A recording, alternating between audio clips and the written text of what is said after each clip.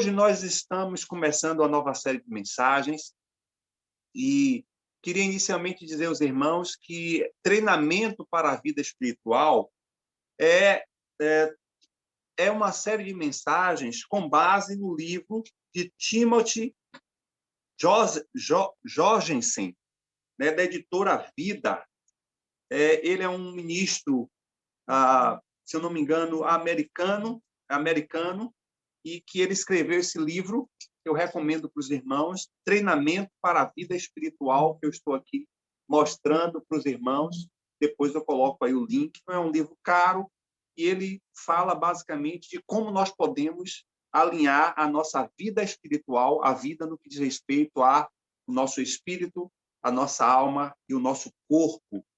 E treinamento para a vida espiritual é nada mais do que levar a nossa vida, nossas três dimensões, para um alinhamento aos propósitos de Deus. E estaremos, então, nesse mês de junho, tendo como base as Escrituras e essa literatura aqui como uma literatura auxiliar, né? Porque a Bíblia, ela por si só, ela já é a nossa essência. E esse livro deu alguns nortes, alguns norteamentos, uma vez que é uma área que eu gosto de batalha espiritual, que é uma área que a gente precisa se debruçar um pouco mais para aprender, para compreender. E o que desejamos é que esse mês de junho possamos aprender como nós podemos, então, trabalhar com a natureza carnal, como nós podemos trabalhar com a nossa alma, com as nossas emoções, com os nossos sentimentos, e como também nós podemos estar fortalecendo o nosso espírito para que os propósitos de Deus de alcançarmos a natureza completa e divina do Senhor seja realizado em nossas vidas. A trajetória não é fácil, não é uma batalha fácil, mas o Senhor, ele tem nos dado ferramentas para estar vencendo a velha natureza que está muitas vezes lutando e batalhando dentro de nós, as nossas emoções distorcidas, e está fortalecendo nosso espírito. Então, hoje, eu estarei ministrando aqui com base em 2 Pedro, capítulo 1, do versículo 3 ao versículo 4, e volto a reiterar que nós embasamos biblicamente essa mensagem e vamos citar uma coisa ou outra do livro, mas o fundamento da nossa pregação, da nossa mensagem, é a Escritura.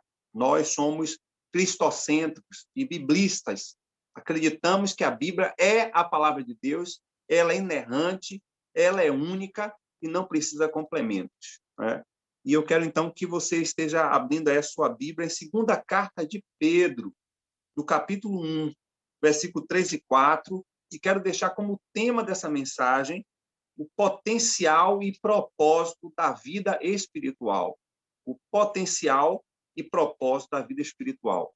Também quero dizer que essa mensagem eu não vou estar trazendo uma argumentação um tanto homilética, usando de todo o argumento homilético, que é o objetivo da pregação, a persuadir, a estar convencendo as pessoas para aquilo que na mensagem está sendo defendida, aquele argumento está sendo defendido.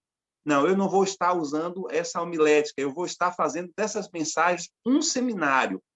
E aí o desafio que eu lanço para você é que você, a partir de hoje, até o último domingo, não perca nenhuma dessas mensagens. Cada mensagem ela vai ser apropriada para você ministrar, para você trabalhar a sua vida no completo e por partes a sua vida, a sua triunidade ou a sua tricotomia, como nós acreditamos à luz do texto sagrado de Paulo aos Tessalonicenses, que fala de espírito, alma e corpo. E diz assim a palavra do Senhor, em 2ª carta de Pedro, no capítulo 1, versículo 3 e 4.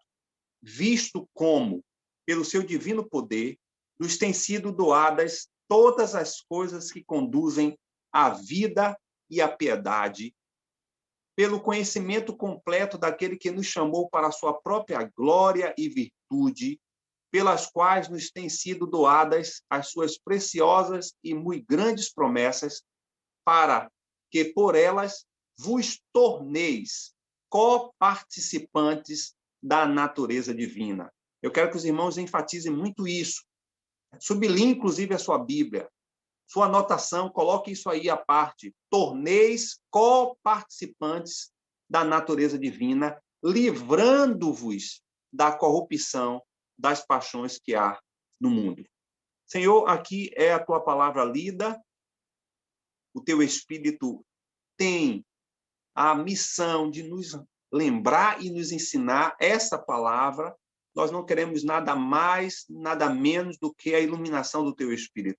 Nós não queremos palavra de persuasão, não queremos palavra de convencimento, não queremos que sejam palavras humanas, não estamos aqui para convencer e converter ninguém, nós não estamos aqui, Senhor Deus, para fazer nada mais do que o teu Espírito fará, de nos instruir, de nos orientar, de nos exortar, de nos ensinar. Estamos abertos a isso. E queremos que o teu Espírito tenha liberdade para fazê-lo em nosso meio, em nossas vidas, e há tantos irmãos, de longe e de perto, que estarão ouvindo esta mensagem, essa série de mensagens, esse seminário sobre uma vida treinada espiritualmente diante do Senhor. Pedimos isso em nome do Senhor Jesus.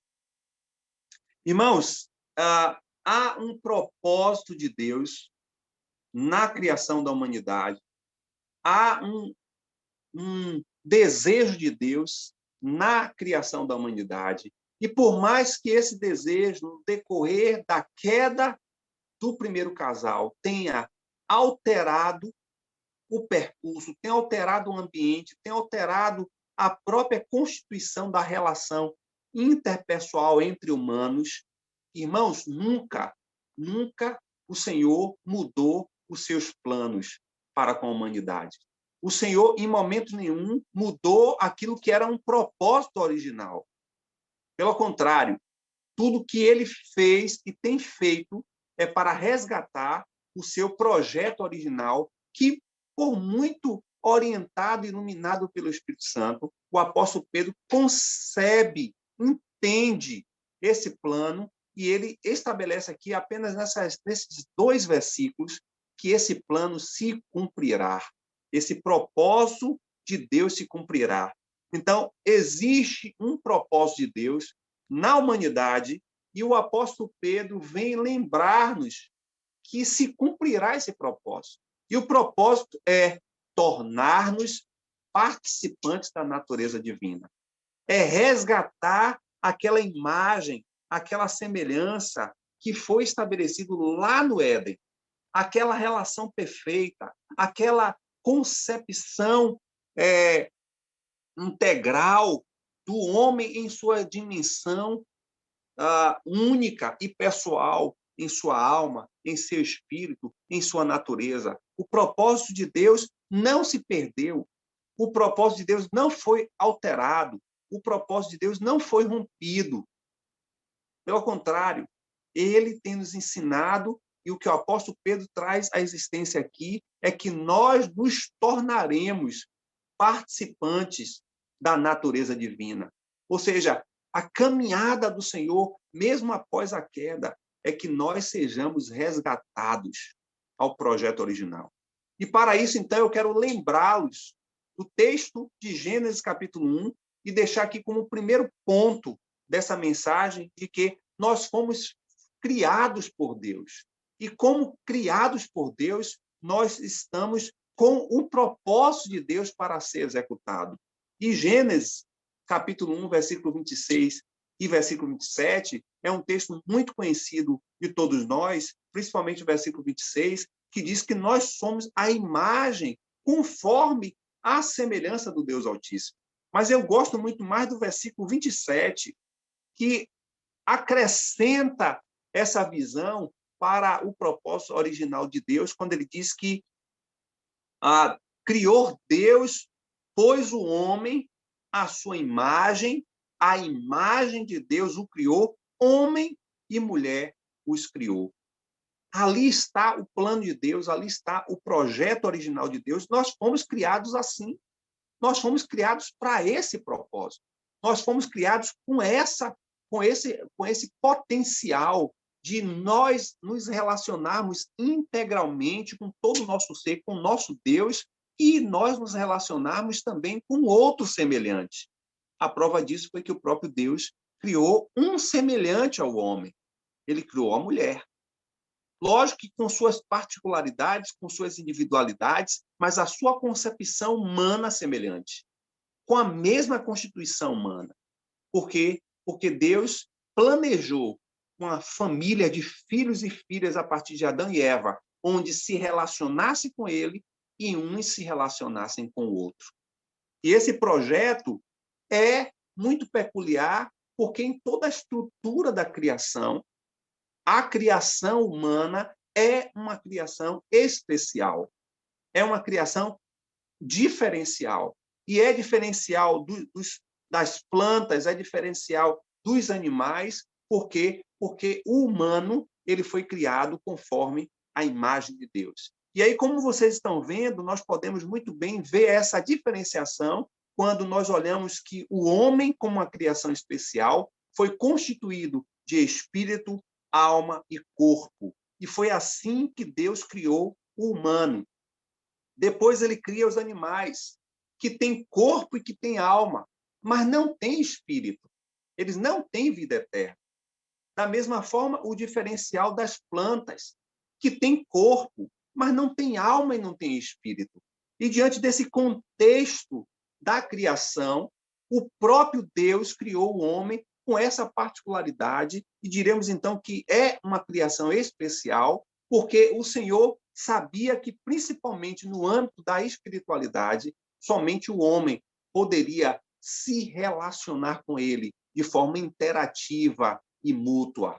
Os animais se relacionam com Deus, as plantas se relacionam com Deus, mas o ser humano se relaciona com Deus de forma integral e de forma diferencial, e principalmente de forma espiritual. E assim Deus criou Adão e Eva no Jardim do Éden, para que eles se relacionassem com o Senhor de forma espiritual, mas também que se relacionassem um com o outro, de maneira que esse plano e esse propósito original de Deus fosse realizado naquele primeiro casal e a partir da sua geração de espécies. E quando a gente fala de geração de espécies, nós estamos falando de geração que vem a partir desses dois humanos, toda a sua criação, toda a sua geração pudesse ter essa mesma particularidade de um espírito, de uma alma e de um corpo humano que pudesse se relacionar integralmente com Deus e com outros humanos.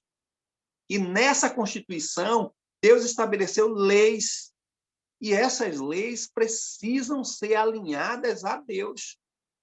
Elas precisam estar relacionadas com aquilo que Deus estabeleceu como lei. E nós sabemos que a lei que o Senhor estabeleceu com relação à árvore do bem e do mal foi quebrada, e é conhecedor de todos nós de que essa quebra dessa lei, inclusive a palavra pecado, significa quebra de lei, entre tantas outras significativos, ela significa quebra da lei, porque Adão e Eva quebrou a lei do Senhor, e assim como nós temos leis físicas e leis naturais, nós também temos leis espirituais que precisam ser obedecidas. E por conta da quebra dessa lei específica de Deus, houve uma consequência que veio sobre o primeiro Adão, e a partir desta queda, a partir dessa desobediência, a partir da consequência dessa desobediência, veio para todas as gerações a partir desse primeiro casal original. E o que nós estamos vendo de lá para cá são sempre as gerações adâmicas, ou seja, as gerações vindas a partir de Adão e Eva, continuar seguindo o mesmo padrão de desobediência das leis do Senhor. A gente, por exemplo, quando vê que a Bíblia fala sobre essas leis, nós vamos lembrar perfeitamente do apóstolo Paulo, escrevendo a carta aos Romanos, que é o que nós consideramos como lei do Novo Testamento, e lá, especificamente no capítulo 8, no versículo 2, Paulo chama a atenção de duas leis.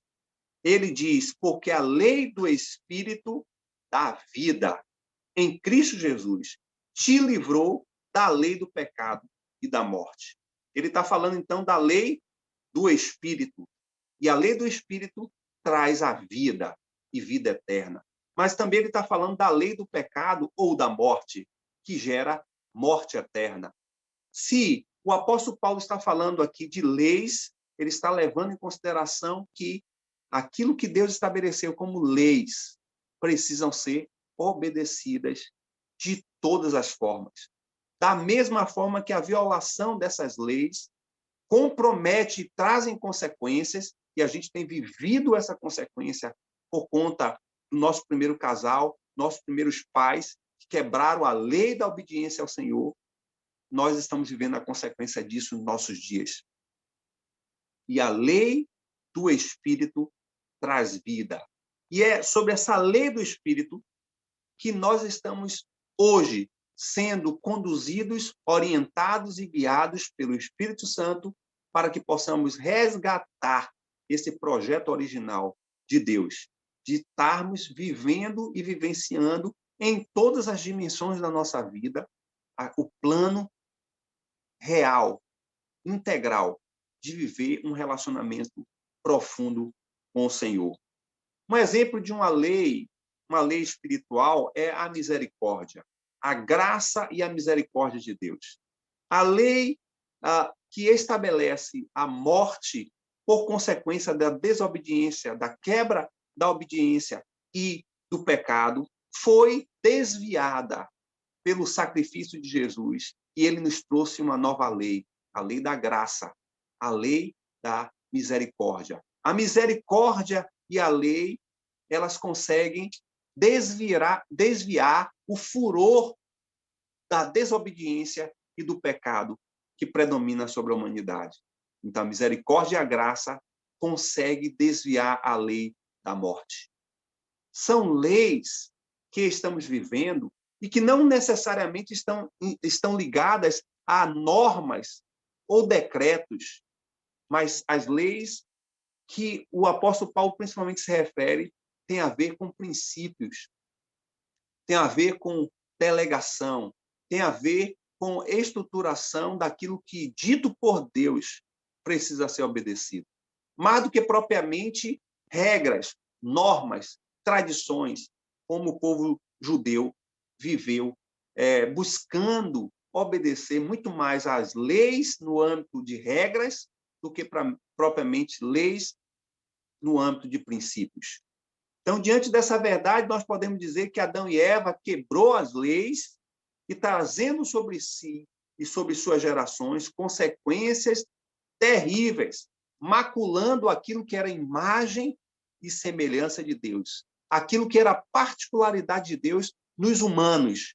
Adão e Eva conseguiu, com a desobediência, com a quebra da obediência e da lei da obediência, trazer consequências para toda a humanidade. E aí a gente pensa, então, naquilo que Pedro está falando. Pedro está dizendo que há uma promessa. E a promessa que Pedro está trazendo, orientado pelo Espírito Santo, é que nós, em Cristo Jesus, podemos ser coparticipantes da natureza divina, como diz o versículo 4. E aí eu parto, então, para a segunda condição nessa posição de estarmos resgatando os propósitos de Deus para a nossa vida espiritual, que é a nossa posição prometida. Se estamos vivendo fora dessa promessa, se estávamos vivendo fora desse projeto original, desse potencial do qual o Senhor nos criou e nos formou por conta da queda do primeiro casal, consequentemente, Deus precisava criar um plano para resgatar esse projeto original, para que nós nos tornássemos natureza semelhante à natureza do Altíssimo. No Antigo Testamento, irmãos, essa promessa veio em forma de um povo que tinha, de certo modo, uma terra. E nós estamos falando aqui num contexto do povo de Israel. Eles receberam a promessa de ter um lugar onde chamariam de seu, um lar, um lugar onde, a partir daquele lugar, eles se tornariam uma grande potência, um referencial para as nações da terra, e as nações da terra se voltariam para Israel para saber que Deus cumpriu com o seu povo a promessa de ser um povo abençoado. Nós sabemos que esse projeto falhou, mas falhou dentro da perspectiva do que Deus queria. Não apenas um povo exclusivo, uma etnia, uma nação, mas a partir da sua graça, o Senhor estendeu o seu amor e a sua misericórdia para todos os povos, para todas as nações. E manteve a sua palavra de que o povo de Israel teria uma terra e essa terra seria uma terra abençoada.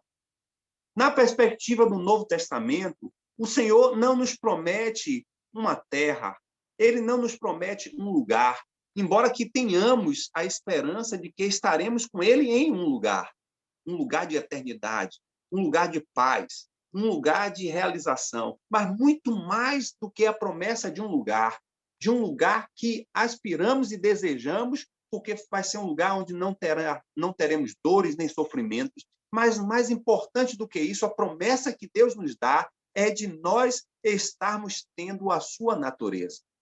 É nós estarmos com a mesma estrutura original e mais ampliada, porque, como nós já estudamos aqui o Apocalipse, ali no Éden havia uma região, um território onde a presença do Senhor era apresentada, era manifesta, onde o casal Adão e Eva recebia, interagia, se relacionava com o Senhor. Mas a promessa que nós temos, irmãos, é que não terá limite de espaço nem de lugar. Estaremos nos céus e na terra com o Senhor glorificando a Ele permanentemente conosco. Não será mais uma visita na virada do dia, mas será a presença do Altíssimo toda a eternidade conosco. E subindo e descendo, nos céus e na terra, nós estaremos sem limites, adorando, celebrando, glorificando e, acima de tudo, desfrutando da presença do Senhor. E esta obra é a obra que foi realizada através do Senhor Jesus.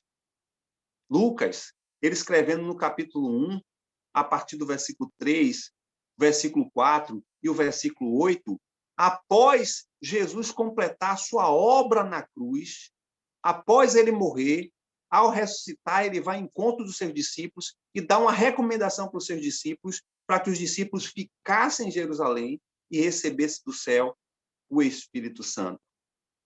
Depois que Jesus ressuscitou dentre os mortos, ele sabia que sua obra só estaria concluída quando levasse os seus discípulos à mesma posição e ocupação que ele tinha de ser cheio do Espírito Santo. E para completar essa obra, ele sobe e nos dá o Espírito. Para hoje, cheio do Espírito Santo, estarmos vivenciando o tratar de Deus dentro de nós, dentro da nossa alma, dentro da nossa natureza, tratando do nosso espírito, para que nós possamos alcançar, dentro em breve, irmãos, essa natureza divina e resgatar o propósito e o projeto original de Deus, de vivermos eternamente com Ele, semelhante em imagem ao Deus Altíssimo. Quando nós recebemos o Espírito Santo passa, então, a agir como uma porta de entrada para o processo de tratamento, de restauração, de libertação, de cura em nossa alma, em nosso espírito e na nossa natureza carnal. Como nós sabemos, no Espírito, nós nascemos de novo e estamos completamente habilitados e tratados pelo Espírito Santo para nos relacionarmos com Deus. Mas o Senhor quer as nossas vidas de forma completa. E Ele quer, então, os nossos sentimentos, Ele quer as nossas emoções, Ele quer a nossa vontade, aquilo que nós denominamos de nossa alma. Nós precisamos também nos voltar para o Senhor, completamente rendido, nessas dimensões da nossa alma para o Senhor. E como nossa alma ainda é corrompida, os nossos pensamentos, nossos sentimentos, as nossas emoções, a nossa consciência, a nossa imagem, tudo aquilo que envolve a nossa alma ainda está corrompida, o Espírito Santo de Deus é que trabalha, restaura, cura. É Ele que tem habilidade para trabalhar nessa área da nossa vida. Da mesma forma que também o Espírito nasceu de novo e estamos preparados para lidar com Deus, a nossa alma está sendo tratada, também a nossa natureza carnal. Ela ainda tem uma tendência, ela ainda busca uma autossatisfação naquilo que não é lei de Deus, naquilo que não é princípio de Deus. Ela quer uma autossatisfação na imoralidade, na promiscuidade, na prostituição, na concupiscência, porque a tendência dessa natureza carnal é esta. Mas o Espírito Santo de Deus, do qual recebemos da parte do Senhor Jesus, quando nós nascemos de novo, também está nos auxiliando nessa caminhada de tratar essa natureza carnal, mortificar essa carne, tornar ela escrava, tornar ela submissa ao Espírito que está preparado para viver intensamente na presença do Senhor. E aí Paulo escrevendo ainda no capítulo 8 de Romanos, que é um capítulo maravilhoso para falar desse plano, dessa promessa do Senhor a alinharmos ao seu plano original. E esse alinhamento não pode ser fora da ação e do poder do Espírito Santo. Ele vem escrever a partir do versículo 12 do capítulo 8 de Romanos, dizendo: assim, pois, irmãos, somos devedores, não à carne, como se constrangidos a viver segundo a carne. Mas aí vem: porque se viverdes segundo a carne, caminhais para a morte. Mas se pelo Espírito mortificardes os feitos do corpo, certamente vivereis. Pois os que são guiados pelo Espírito de Deus são filhos de Deus. Irmãos, viver em andar no Espírito Santo, embora que seja uma escolha, para a gente não é uma opção, é uma necessidade. Porque só andando em Espírito que nós podemos ter o nosso espírito, a nossa alma e o nosso corpo completamente regenerados, restaurados, mortificados para viver esse plano e esse propósito espiritual que Deus determinou para nossas vidas. A vida no Espírito Santo é a única maneira de vencer a vida cristã, é a vitória contínua da vida cristã. Somente na vida do Espírito Santo é que realmente nós veremos o poder, a vida e a beleza que Deus quer que floresça em nossas vidas. Somente através do Espírito Santo podemos ter o nosso espírito fortalecido, a nossa alma renovada e a nossa natureza carnal mortificada. E o que desejamos é alinharmos esse projeto de Deus, descrito aqui pelo apóstolo Pedro, de que é possível tornar-nos coparticipantes da natureza divina a partir do andar em espírito, a partir do agir do Espírito Santo em nossas vidas.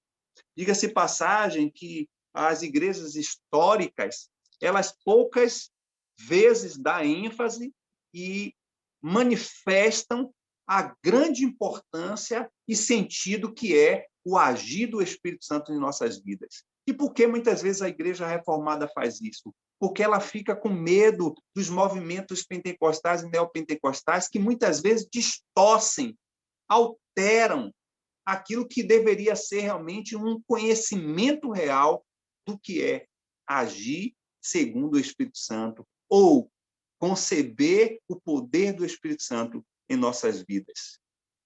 E, por fim, irmãos, como terceiro ponto, o apóstolo Pedro escrevendo aos Tessalonicenses, no capítulo 5, há uma restauração do homem como um todo.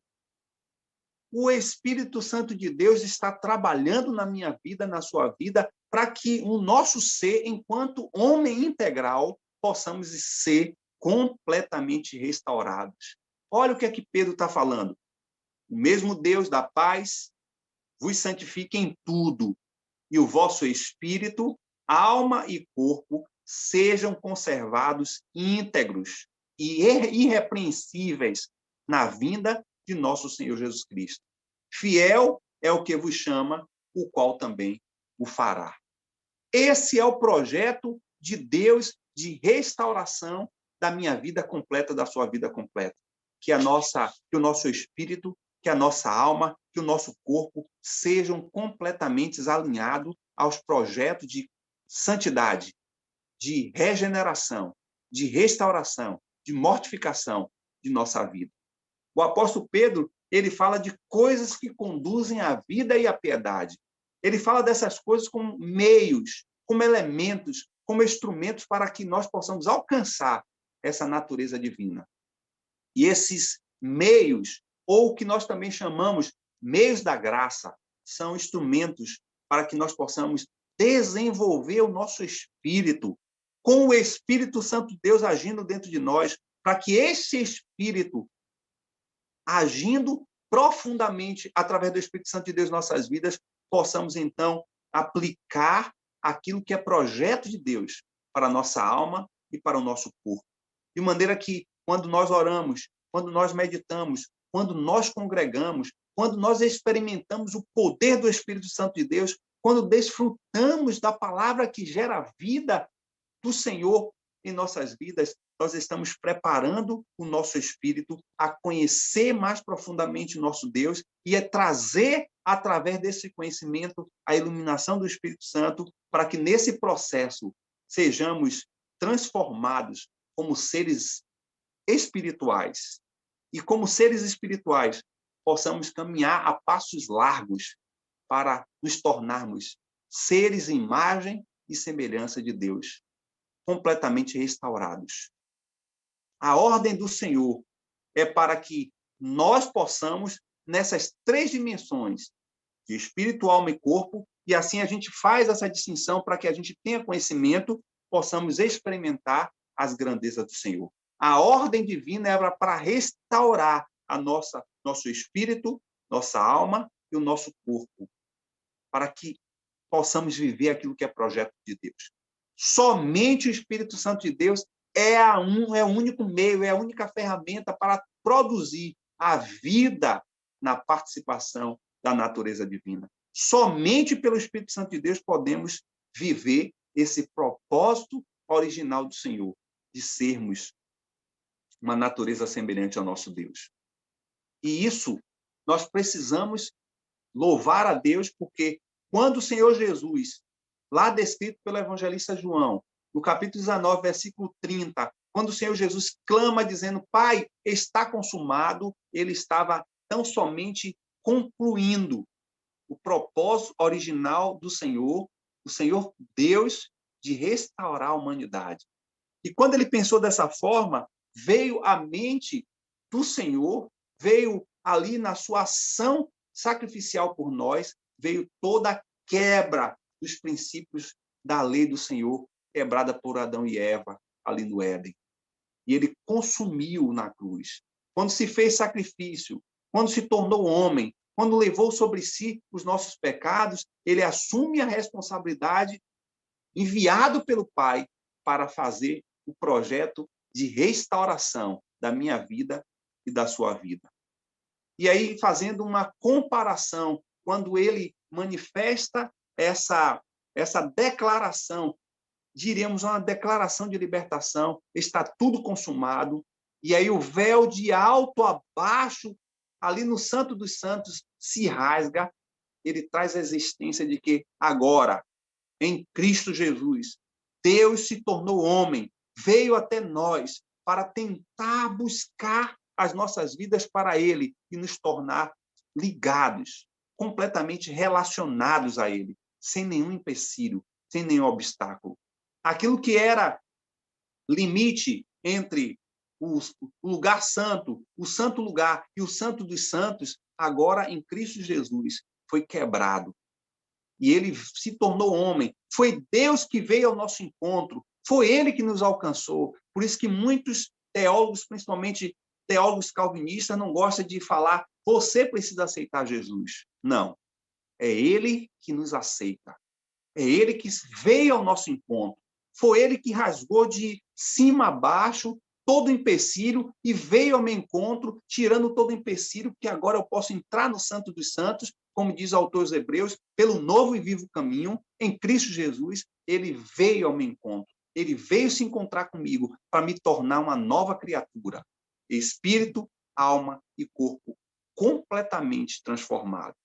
E essa caminhada é uma jornada, irmãos, onde precisamos colocar no lugar certo cada uma dessas dimensões. E o que nós queremos fazer nas mensagens consecutivas é compreender qual é o papel do Espírito Santo, qual é o poder do Espírito Santo trabalhando no nosso espírito, trabalhando na nossa alma e trabalhando no nosso corpo. Uma vez que temos consciência de que o ser humano é um espírito que possui uma alma e que vive em um corpo, nós precisamos, então, compreender qual é a dimensão bíblica e qual é o poder do Espírito Santo para tratar o nosso espírito, a nossa alma e o nosso corpo.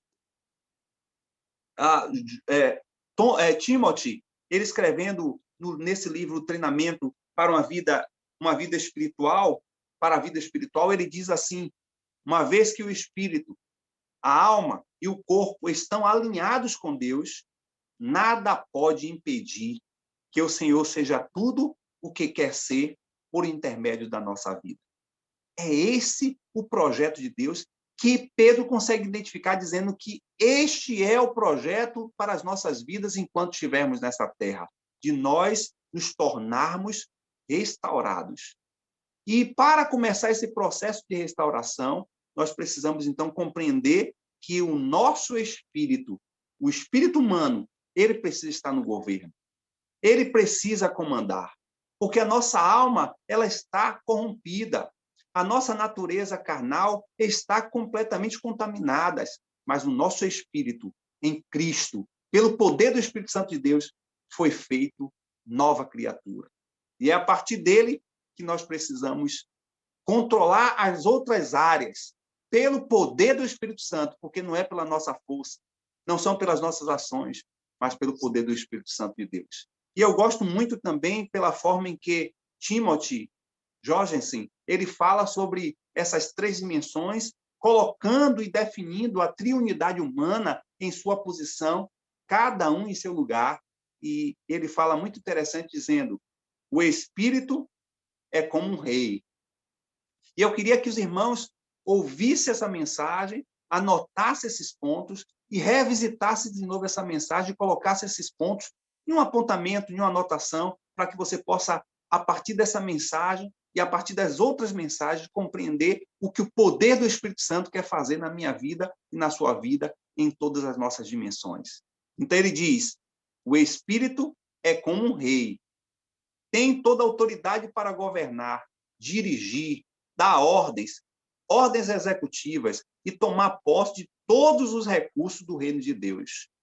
A alma é como uma serva que deve fornecer informação, garantir que o rei tenha todos os recursos de que ele precisa e atuar como embaixadora e administradora dos suprimentos das outras partes do reino espiritual.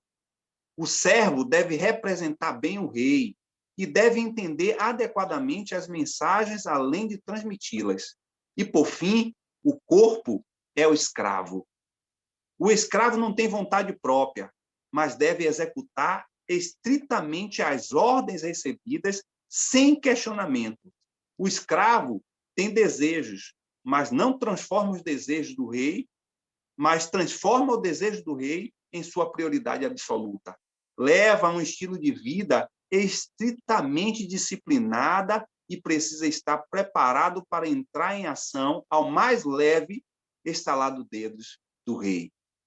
Então, o espírito é o rei, a alma é a serva e o corpo é o escravo. Nós queremos aprender cada uma dessas áreas. A próxima mensagem, nós vamos falar sobre o corpo. Como nós podemos transformar o nosso corpo em escravo. Disciplinar, corrigir, tirar essa força e essa capacidade que tem dado hoje, principalmente o século presente, ao corpo. A natureza carnal. Tudo que nós estamos vivendo nos dias de hoje é para satisfazer, alimentar a natureza carnal. Mas nós não somos assim. Nós não estamos dentro dessa perspectiva.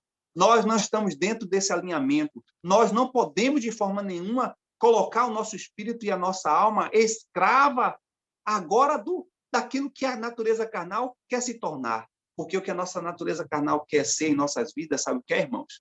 Quer ser o rei, quer governar, quer dirigir.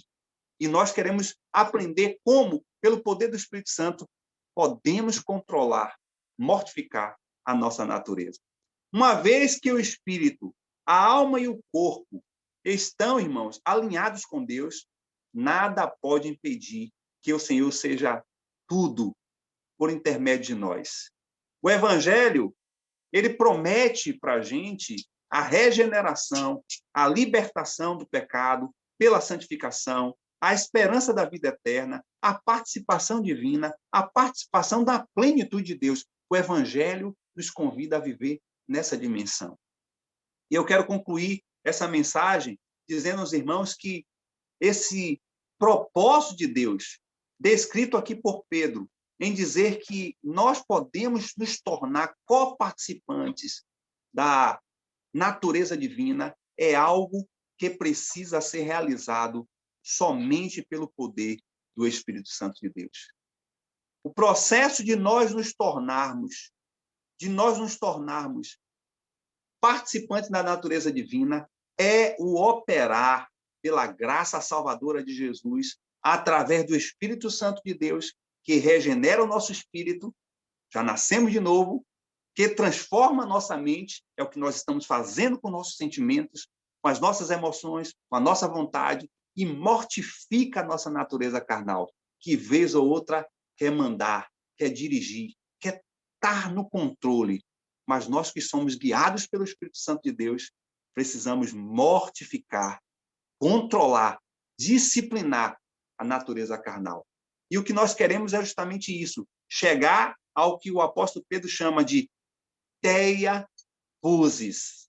Do grego, a palavra theia physis significa chegar à natureza de Deus, chegar à imagem de Deus, chegar ao prêmio dessa caminhada, de sermos semelhantes ao Senhor, e a palavra do Senhor nos diz que Ele nos reservou para isso, Ele nos tornou para isso.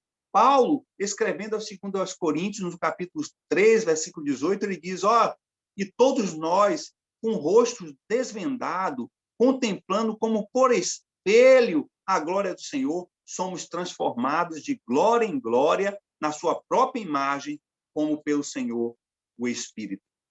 É o Espírito Santo de Deus, irmãos, que está tratando, que está trabalhando no seu espírito, no meu espírito, está nos relacionando profundamente com o conhecimento da sua palavra. E a partir da ação do Espírito Santo no nosso espírito, a nossa alma precisa ser transformada. O nosso corpo precisa ser mortificado, para que possamos experimentar o potencial e o propósito da vida espiritual. É isso que nós queremos. Paulo, escrevendo aos Coríntios, no capítulo 13, versículo 12, aquele cântico maravilhoso do capítulo 13 de Coríntios, ele diz, no versículo 2, agora, portanto, enxergamos apenas como reflexo obscuro, como em um material polido. Entretanto, haverá o dia em que veremos face a face. Hoje, conheço em parte, então conhecerei perfeitamente da mesma maneira como plenamente sou conhecido. É esta promessa que nós queremos alcançar. A promessa de nós nos tornarmos co-participantes da natureza divina pelo poder da graça salvadora de Jesus através do Espírito Santo na minha vida e na sua vida. Nessa jornada que nós chamamos de vida cristã, o alvo é chegarmos a esse propósito, a esse projeto de Deus para a minha vida e para a sua vida. Essa caminhada não vai ser fácil, mas nós estamos recebendo pelo Espírito Santo conhecimento para prosseguir passo a passo, vencendo em cada área das nossas vidas e tornarmos cada dia mais semelhantes, mais à imagem do Deus Altíssimo, até que naquele grande dia não teremos mais uma imagem distorcida, não teremos mais uma imagem em espelho, mas seremos completamente semelhantes ao Altíssimo. Você quer isso para a sua vida? Essa caminhada, essa jornada, ela confrontará a minha vida e a sua vida, a minha prática e a sua prática de viver. Mas é esse projeto que Deus quer, de nos tornar natureza divina, nos tornar participantes, co-participantes da natureza divina. E essa jornada, irmãos, é uma jornada em que somente o poder do Espírito Santo de Deus pode operar na minha vida e na sua vida. Eu creio que quando nós refletirmos sobre a natureza carnal, nós vamos ver o quanto a natureza carnal quer o controle e o comando. Quando nós refletirmos sobre a nossa alma, nós vamos perceber o quanto nós somos escravos, estamos completamente escravizados de sentimentos, de emoções que distorcem completamente quem somos em Deus. E o que o Senhor quer nos fazer nesse tempo é, através do Espírito Santo de Deus, levar-nos a ter conhecimento de que podemos, sim, experimentar uma alma restaurada. Sentimentos e emoções e memórias e consciência, imaginações e uma visão de tudo que sentimos e pensamos alinhados à vontade de Deus. E a natureza carnal, que quer estar no controle, podemos mortificar. Mas essa é uma decisão pessoal. É uma escolha sua.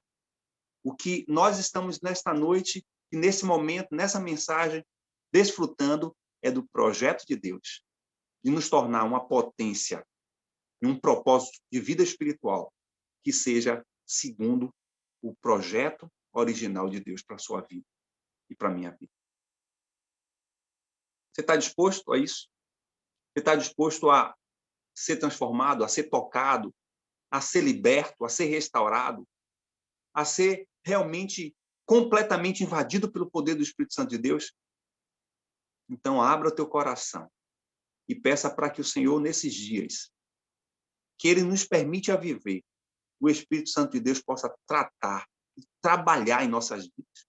Porque Ele quer que nós estejamos resgatando o que os nossos primeiros irmãos e pais nos fez perder, a imagem e a semelhança perfeita do Senhor. Essa caminhada é dura, mas nós somos chamados a vivê-la. Somente aqueles que são guiados pelo Espírito Santo de Deus vão experimentar e alcançar uma dimensão em que o espírito, a alma e o corpo têm a plenitude do Deus Altíssimo. Senhor, nós queremos ouvir a tua voz. Nós queremos ser confrontados pela tua palavra. Queremos deixar de nós mesmos. Queremos, Senhor Deus, mortificar as influências da natureza carnal. Queremos desviar as setas que o diabo tem lançado sobre a nossa mente, sobre a nossa consciência, Senhor, sobre aquilo que sentimos, as nossas vontades. Nós queremos, Senhor, de forma integral, espiritual, alma e corpo, queremos estar alinhado aos teus propósitos. Queremos resgatar as leis da obediência. Queremos resgatar, Senhor Deus, as leis da misericórdia e da graça. Queremos rejeitar a desobediência e a quebra da lei. Queremos ser mais parecidos com o Senhor e menos de nós mesmos. Nos ajuda, Senhor. Nos ajuda a nos libertar. Nos cura, porque precisamos ser curados e libertos. E pedimos que o poder do Espírito Santo, que não seja as minhas palavras, mas o poder do Espírito Santo comece a agir em mim e, através do teu poder, agir na vida dos teus irmãos, de maneira que a gente possa agradá-lo em todo o nosso ser, para o louvor da tua glória. É o que te pedimos, Senhor, em nome de Jesus.